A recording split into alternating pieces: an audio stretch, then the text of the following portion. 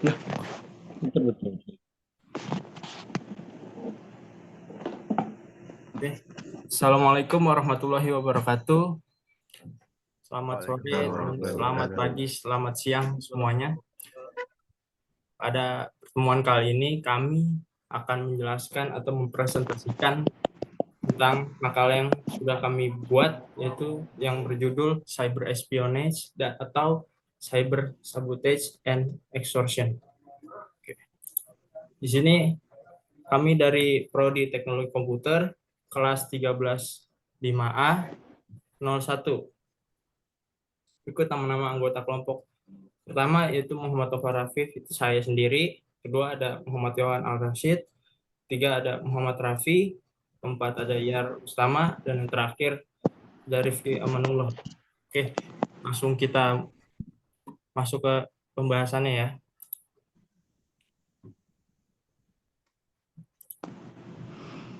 Latar belakang masalah. Perkembangan teknologi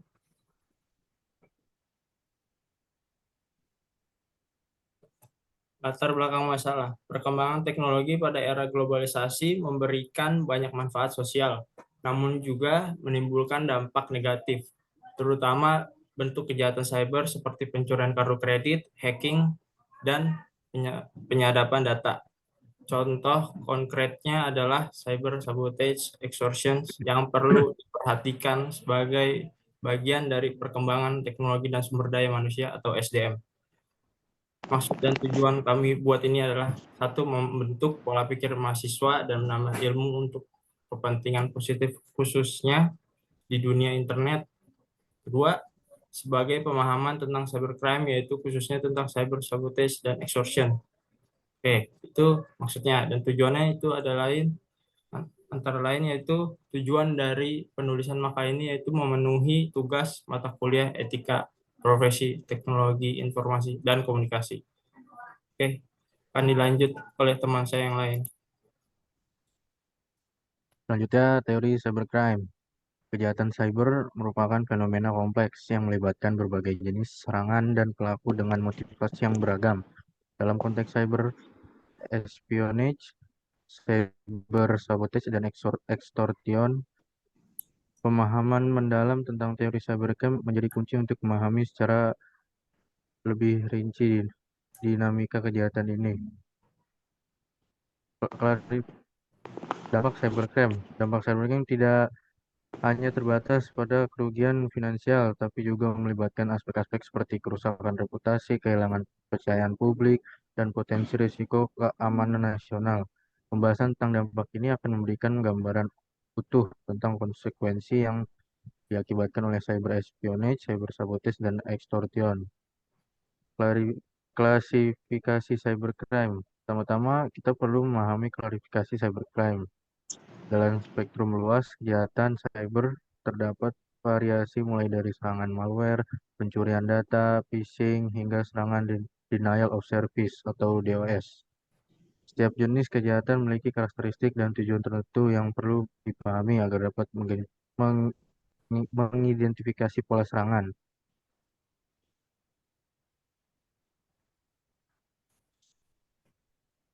Cyber law, regulasi hukum yang berkaitan dengan kejahatan cyber memainkan peran sentral dalam upaya pencegahan dan penanggulangan penanggulangan.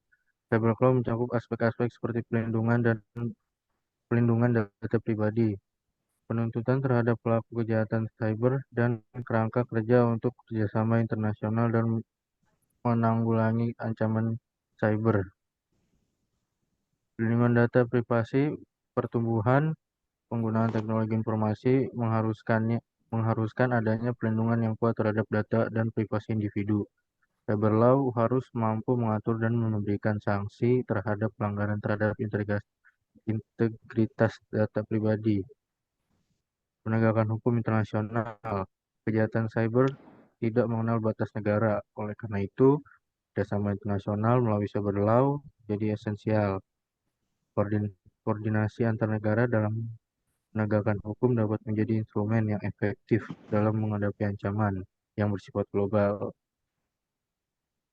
Tanggung jawab perusahaan dan organisasi.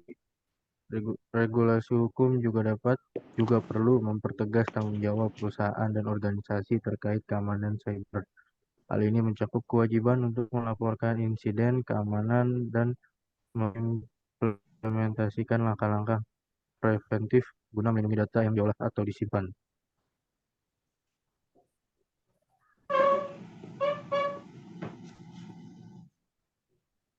Contoh kasus cybercrime tentang cyber sabotase dan extortion. Pencurian dan penggunaan akun internet milik orang lain, salah satunya. Di antara kesulitan dari sebuah ISP, Internet Service Provider, adalah adanya akun pelanggan mereka yang dicuri dan digunakan secara tidak sah. Berbeda dengan pencurian yang dilakukan secara fisik, pencurian akun cukup menangkap user ID dan password saja. Hanya informasi yang dicuri. Sementara orang yang kecurian tidak merasakan hilangnya benda yang dicuri. Pencurian baru terasa efeknya jika informasi ini digunakan oleh orang yang tidak berhak. Akibat dari pencurian ini, penggunaan dibebani biaya penggunaan akun tersebut. Kasus ini banyak terjadi di ISP, namun yang pernah diangkat adalah penggunaan akun curian oleh 2 warnet di Bandung. Lalu ada probing dan port scanning, salah satu langkah yang dilakukan cracker sebelum masuk ke server target yaitu melakukan pengintaian dengan cara melakukan port scanning atau probing. Untuk melihat service apa saja yang tersedia di server target, misalnya hasil scanning dapat menunjukkan bahwa server target menjalani program web server Apache, mail server send mail, dan seterusnya. Analogi hal ini dengan dunia nyata yaitu dengan melihat apakah pintu rumah target terkunci, merek kunci yang digunakan, jendela mana yang terbuka, apakah pagar terkunci, atau kita bisa sebut menggunakan firewall atau tidak, dan seterusnya. Yang bersangkutan memang belum melakukan kegiatan pencurian atau penyerangan, akan tetapi kegiatan yang dilakukan sudah mencurigakan. Ya, cara selanjutnya menanggulangi menanggulangi cyber sabotase dan extortion. Yang A, pembuktian bukti elektrik. Persoalan yang muncul yaitu belum tentu adanya kebulatan penafsiran terhadap kepastian dari alat bukti elektrik. Dikarenakan alat bukti ini mudah sekali untuk dikopi, digandakan, atau bahkan dipalsukan, dihapus, dan dipindahkan. Yang B, perbedaan persepsi. Perbedaan persepsi yang dimaksud yaitu bahwa terjadi perbedaan antara penegak hukum dan menafsirkan kejahatan yang terjadi dengan penerapan pasal-pasal dalam hukum positif yang berlaku. C. Lemahnya penguasaan komputer.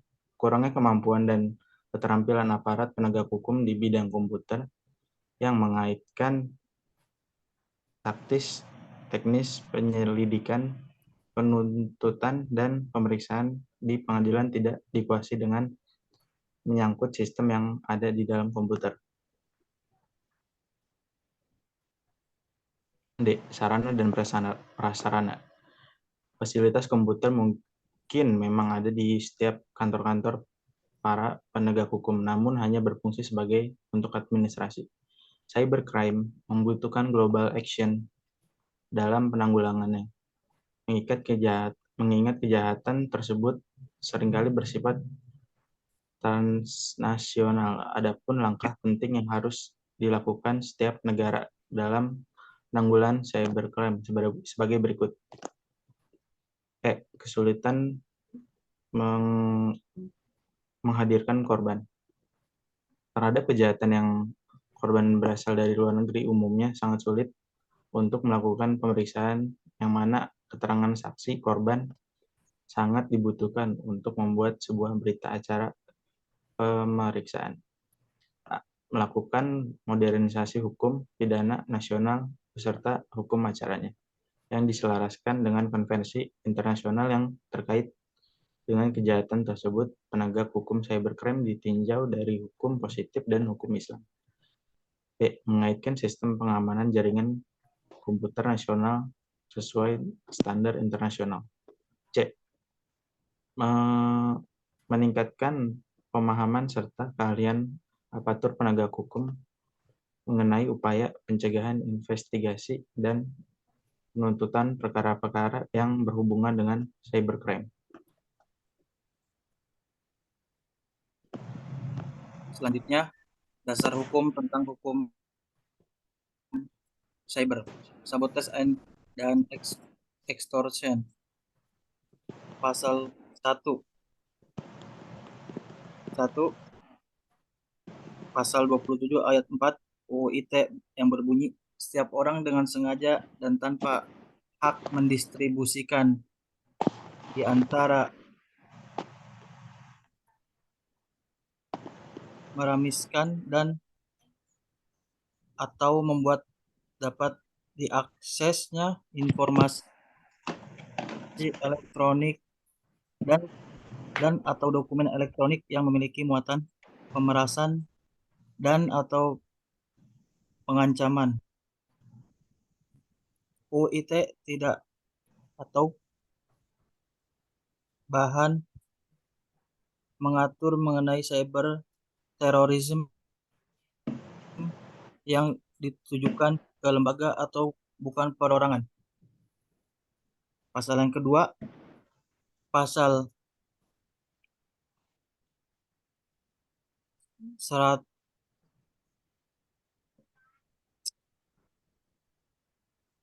107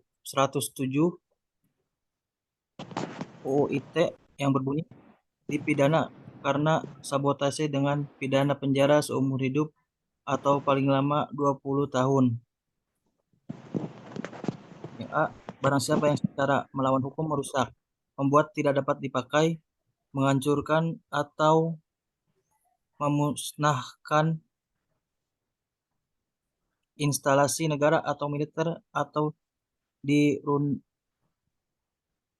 dirundangkan. Yang B, barang siapa yang secara melawan hukum menghalangi atau menggagalkan pengedaran atau distribusi bahan pokok yang menguasai hajar hidup orang banyak sesuai dengan kebijakan pemerintah. Next.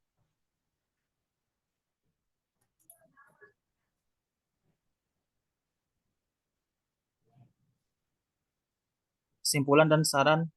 Kesimpulannya, pada dasarnya cybercrime meliputi tindak pidana yang berkenaan dengan sistem informasi ini sendiri juga sistem komunikasi yang merupakan sarana penyampaian pertukaran informasi kepada pihak lainnya, seperti salah satunya cyber sabotage yang merupakan kejahatan yang timbul dari dampak negatif perkembangan aplikasi internet. Saran berkaitan dengan cybercrime tersebut, maka kita perlu adanya upaya untuk pencegahannya dengan cara penegak hukum yang tepat, dan perlu suatu negara tersebut memiliki suatu perangkat untuk melawan dan mengendalikan kejahatan dunia maya. Selain ini, cybercrime adalah bentuk kejahatan yang mesti kita hindari atau diberantas dengan tuntas supaya tidak terjadi berulang-ulang. Mungkin ini saja dari kelompok kami. Kurang lebihnya mohon maaf, barangkali ada kata-kata yang kurang lancar untuk dibaca. Kurang lebihnya mohon maaf. Burung Irian Cenderawasih. Cukup sekian, terima kasih. Wassalamualaikum warahmatullahi wabarakatuh. Waalaikumsalam warahmatullahi wabarakatuh. Guys, Yang pasal gua kok boleh seburung itu. Yang pasal gua kecil banget, gak kelihatan bacanya. bentar, ini udah stop.